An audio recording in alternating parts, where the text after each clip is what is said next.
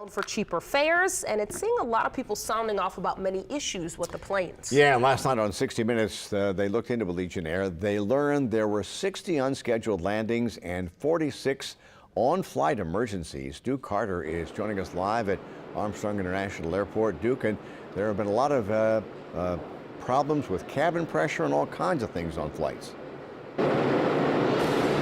Yeah, good morning, Eric and Sheba. Yeah, in one case specifically, there was smoke on the actual cabin itself when the plane was about to take off. But get this, though, the oxygen mask didn't come out. It was dropped from the overhead bin, so that means that the passengers on that plane couldn't breathe. And get this, the captain actually told them to actually breathe through their shirts. So you can only imagine how pretty much upset those passengers were when the captain himself told him to breathe through their shirts. Now, documents show that the airline had aborted some takeoffs, also again had cabin pressure loss, and had emergency as well as unscheduled landings. And as Eric mentioned, yeah, 60 Minutes found out between January 1st of 2016 to October of last year that there were more than 100 serious mechanical incidents, including mid-air engine failures, smoke fumes from the cabin, as well as rapid descents, flight control malfunctions, hydraulic leaks, and aborted takeoffs. Well, we did speak, 60 Minutes spoke with the National Transportation Safety. Here's what they had to say about flying with Allegiant Air. Take a listen. You're a former member of the NTSB. Would you fly on an Allegiant plane? I have encouraged my family, my friends, and myself not to fly on Allegiant. First and most obvious piece is the lack of infrastructure. They don't have the number of mechanics, and we've seen some problems with the contractors that they've used.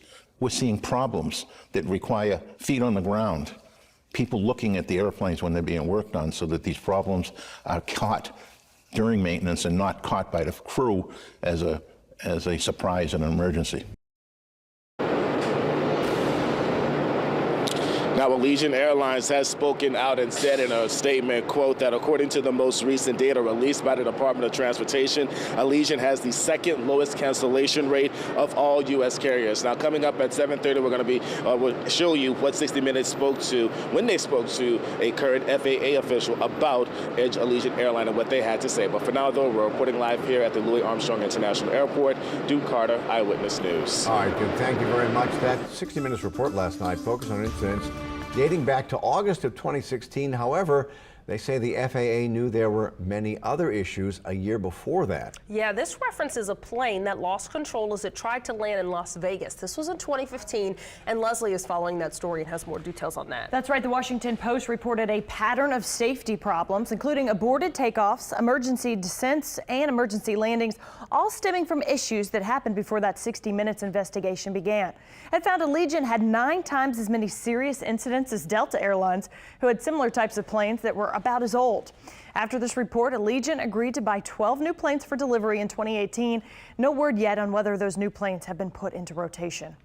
Thank you very much, Leslie. Sure.